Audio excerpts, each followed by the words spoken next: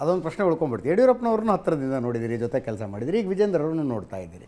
ತಂದೆ ಮಗ ಕೆಲಸ ಮಾಡೋ ರೀತಿಯಲ್ಲಿ ಏನು ವ್ಯತ್ಯಾಸ ಕಾಣಿಸ್ತದೆ? ಇಲ್ಲ, ನನಗೆ ಯಡಿಯೂರಪ್ಪನವ್ರ ಜೊತೆಯಲ್ಲಿ 20 ತಿಂಗಳೇನು ಆಡಳಿತ ನಡೆಸಿದ್ದೀನಿ.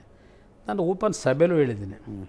ಇವತ್ತು ಈ ಕುಮಾರಸ್ವಾಮಿ ಅಂತಕ್ಕಂಥದ್ದು ರಾಜ್ಯದಲ್ಲಿ ಜನ ಗುರುತಿಸಿದ್ರೆ ಆ 20 ತಿಂಗಳು ನಮ್ಮಿಬ್ಬರು ಆಳ್ತಾ ಇದೆಯಲ್ಲ, ಒಟ್ಟಾಗಿ ಸೇರ್ ಮಾಡಿದ್ದು, ಅದರಿಂದ ಇವತ್ತು ಒಂದು ಲೀಡರ್ಶಿಪ್ ನನಗೂ ಬೆಳೀಲಿಕ್ಕೆ ಅನುಕೂಲ ಆಯಿತು, BJP ಬೆಳವಣಿಗೆಗೂ ಅನುಕೂಲ ಆಯಿತು ಆ 20 ತಿಂಗಳ ಆಡಳಿತ. ಇವತ್ತು ಸಹ ನಾನು 100 ಬಾರಿ ಹೇಳಿದ್ದೀನಿ, ಯಡಿಯೂರಪ್ಪನವರು ನನ್ನ ಒಂದು ಆಡಳಿತದಿಂದ ಅವತ್ತು ಕುಮಾರಸ್ವಾಮಿಗೆ ಒಂದು ಲೀಡರ್ಶಿಪ್ ಬರಬೇಕಾದ್ರೆ ಯಡಿಯೂರಪ್ಪನವ್ರದ್ದು ಅದರಲ್ಲಿ ಒಂದು ಶೇರ್ ಇದೆ ಅಂತಕ್ಕಂಥ ನಾನು ಹೃದಯದಿಂದ ಹೇಳಿದ್ದೀನಿ, ನಾಟಕೀಯವಾಗಲ್ಲ.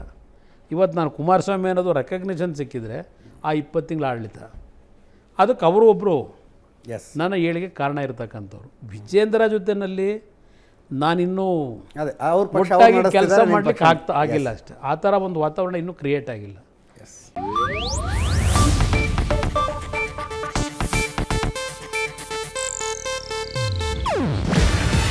ಇದು ಏಷ್ಯಾನೆಟ್ ನ್ಯೂಸ್ ನೆಟ್ವರ್ಕ್ ಪ್ರಸ್ತುತಿ.